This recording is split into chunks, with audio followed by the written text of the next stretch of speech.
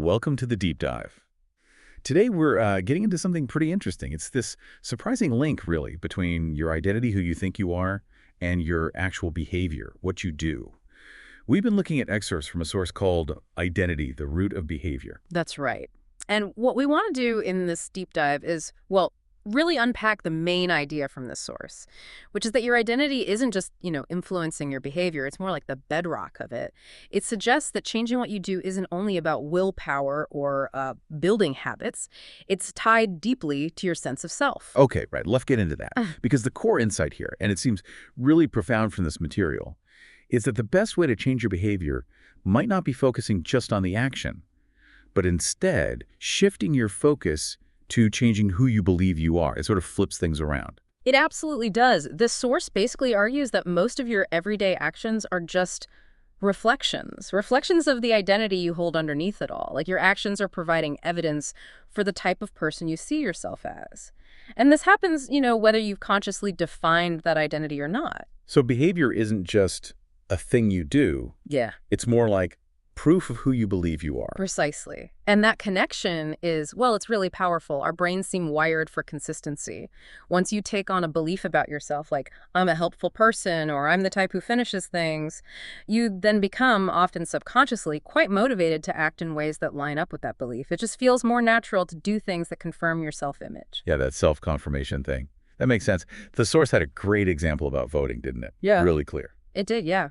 They looked at people during an election. One group, they asked them, how important is it for you to vote? Simple action. But the other group got asked, how important is it for you to be a voter? See the difference. Ah, okay. To vote versus to be a voter. The identity part.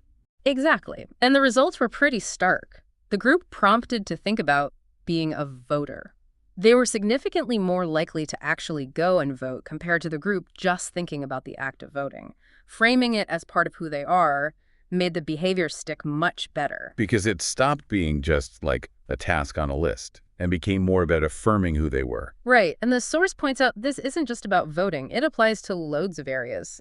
Think about exercise. You've got someone who sees exercise as, a chore they should do versus someone who really accepts it as part of their identity, someone who thinks, I am an active person. And for that active person, going for a run or whatever, it probably doesn't feel like such an internal struggle, right?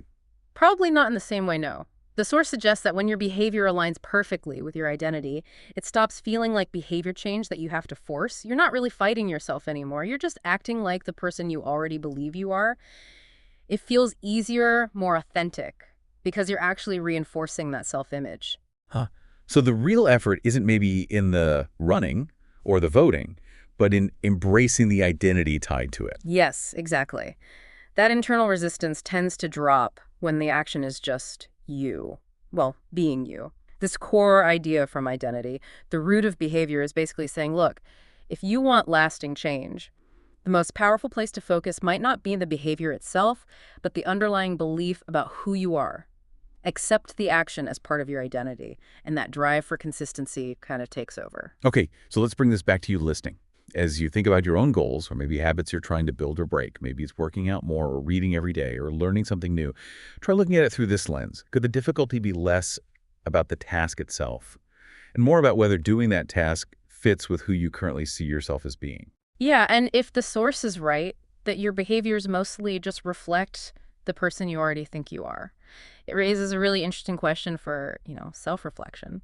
What are your current behaviors telling you about the identity beliefs you hold? Even the ones you haven't really thought about consciously.